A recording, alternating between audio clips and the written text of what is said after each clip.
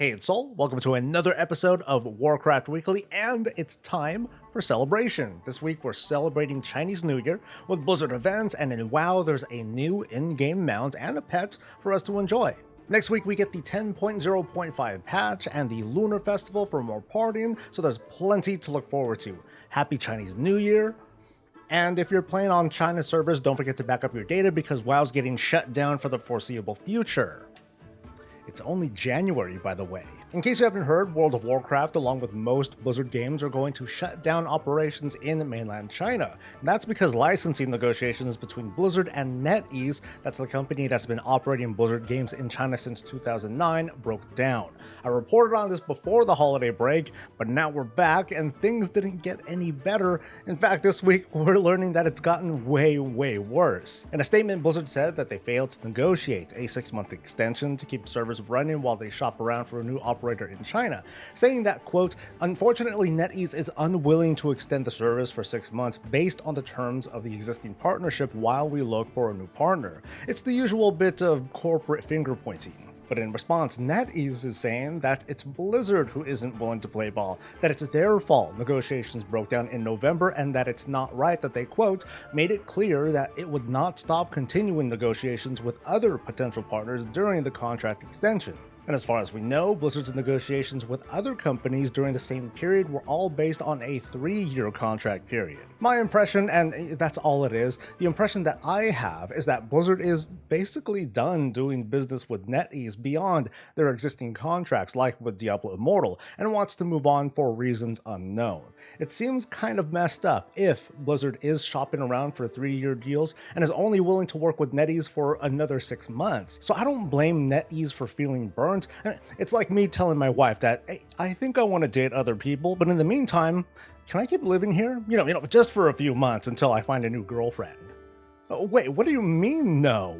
That's what I call corporate drama. It's big bad Blizzard swinging its weight, hoping that it would sway influence to the grateful Netease. And I can get behind that sentiment, kind of. But that sentiment gets thrown out the window when shortly afterwards, Netease went from corporate drama to schoolyard brawl. Reportedly in a livestream, the Netease orc statue was shown being torn down. And as thanks, workers were given what they called Blizzard green tea, where the phrase green tea basically means to be a backstabber pretending to be innocent. Green tea, weird slang, doesn't make that much sense. Right, fam? Like, we don't use no whack-ass phrasing like that at all. No doubt. Fashizi. Our vocab is hella dope. I'm about to turn up.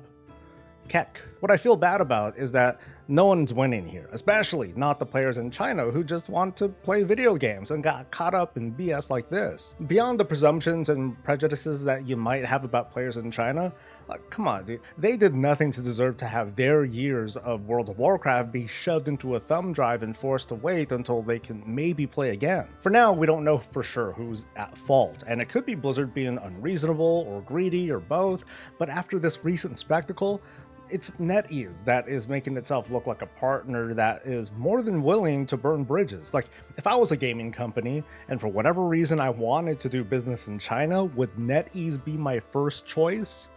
I kind of doubt it, but that's where we're at, and I'd love to hear your thoughts. In some WoW Classic news, Phase 2 of Wrath Classic opened up this week with the Ulduar raid opening just the other day. As usual, the raid got smoked within about an hour or so, and as of this recording, 20 guilds have completed what's been agreed to be the race to completing Ulduar. Now this needs a little bit of explaining, as this is the raid that introduced hard modes that needed specific unlocks. The classic race of Ulduar was for the most part to defeat the toughest version of Yogg-Saron, as well as downing Algalon, both of which have unlock requirements. So teams had to defeat most of the bosses on their hard mode difficulty, but also it meant that they could skip optional bosses that really would have just added minutes to the final clear time, and that's what ended up being agreed upon. I mean, come on, it's their event. Okay, and here's a spread to illustrate just how many of these teams actually participated in this race compared to everyone else who was just, doing regular clears, a few hard modes, and so on, and it's only been a day. So Phase 2 is off to what I think is a pretty healthy start, and Ulduar sounds like a lot of fun. I'll probably just farm for Mimiron's head real quick today as kind of a, hey, cheers guys. The 10.05 patch will drop next week. I'm going to go over all the what to do's in the usual Monday video, but first let's go over some new things that we learned this week. First off, the Catalyst has been rebranded as the Revival Catalyst. I guess that takes off with focus groups better. The Revival Catalyst is the feature that turns your regular armor pieces into your class tier set. That includes tier set bonuses depending on the piece that you convert. The Catalyst builds up charges by turning in some quest that is shared across the account.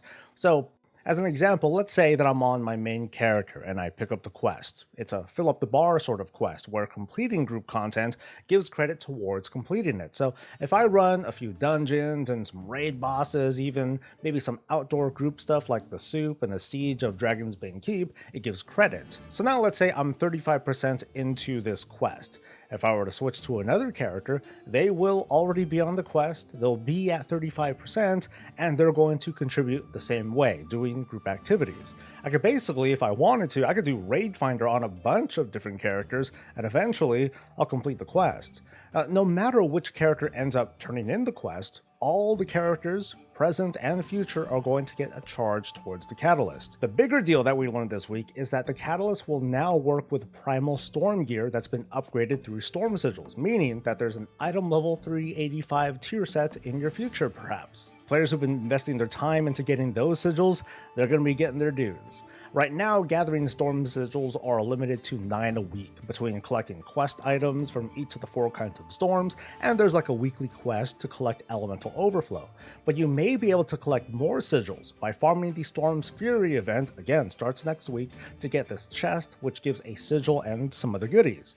Players can also use the Catalyst on upgraded War Mode sets earned by completing weekly quests to get those trophies of strife, and then upgrading the gear bought with bloody tokens. Gray and white gear is going to be moggable starting next week, and I'm going to be spending a lot of time making new characters for mog unlocks.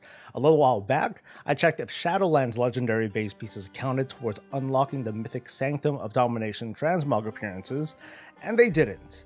And I got sad, but in this most recent build of the 1005 PTR, they do. So, gold makers start scrounging around for those old materials, they might get put to work. It turns out that the War Mode toggle is going to be a little bit more relaxed as well. After the patch, we'll be able to switch to War Mode from Valdrakken, as well as the capital cities, solidifying the future of Valdrakken and its denizens as a bona fide third faction. No, it's probably not a thing, but maybe. I think given that Valdrakken is the source of every amenity, including the crafting tables needed for most Dragonflight crafts, it's obnoxious to teleport to the capital just to switch for the thing and then return. That's about it for the updates, and a good number of folks have been asking me directly, what do I think of the 1005 patch?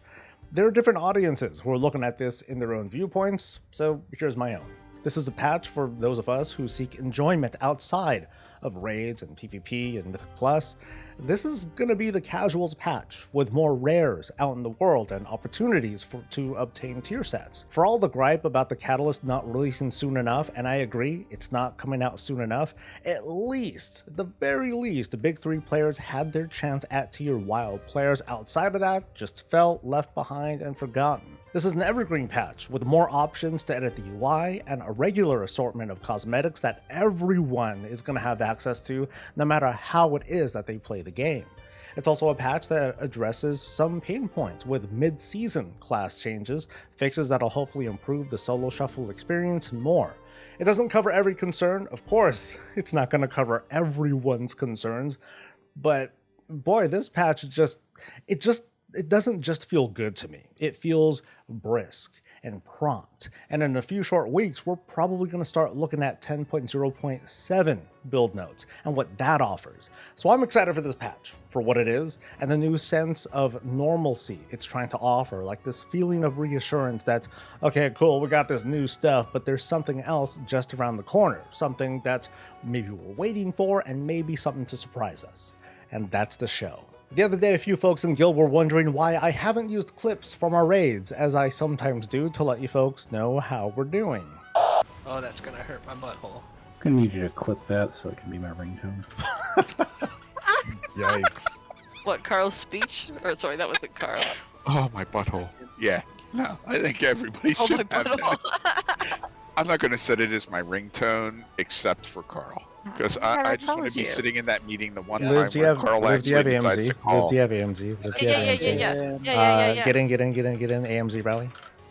Listen to Soul trying to raid lead over our bullshit. It's adorable. He's Well, so cute. What was cute was I was like, of course I have AMC. What do you mean? Oh yeah, right. It's a She's like, talent now. spellbook, find it. As some of you know, I've been streaming our raid nights, and it's a little bit less safe for work, I guess. The viewership is really small, but it's kind of a window into our guild and how we operate. What we're encountering so far in this season is that Dathia, the kind of fifth boss in the vault raid on heroic, has been a real challenge. Mechanically, like, we've got it down and we know what to do, at least when we're focused, right? Lines next. Oh, I fucked up. Yeah, so did I. Yeah. You weren't paying attention to that either, you fucking idiot. Wow. See? I do a great job of calling it when I'm tanking. Yeah. Me and Soul just standing there like, what are we doing? We were looking at each other, we're like, yeah, we got this. We got this, right, partner? Hell yeah. Boop. But this boss has been challenging our folks to rethink their talents and the best times to use healing and DPS cooldowns. Things that sound very familiar and things that we should be doing, but it's always cool when the game just kind of forces us into it as well, and not just someone telling me to get good. It's one of the more fun parts of raid leading with a guild where I've got to work with what we've got as opposed to just replacing someone via group finder or whatever. I know that approach isn't everyone's cup of tea, but what I find to be one of the most enjoyable and satisfying parts of World of Warcraft. So I'm stoked for the next few weeks when we get to do more patch stuff and enjoy the catalyst, and then at the start of February, get in on that trading post action. You can expect some mini guides to help you along and plenty of commentary to tell you exactly what you should be thinking.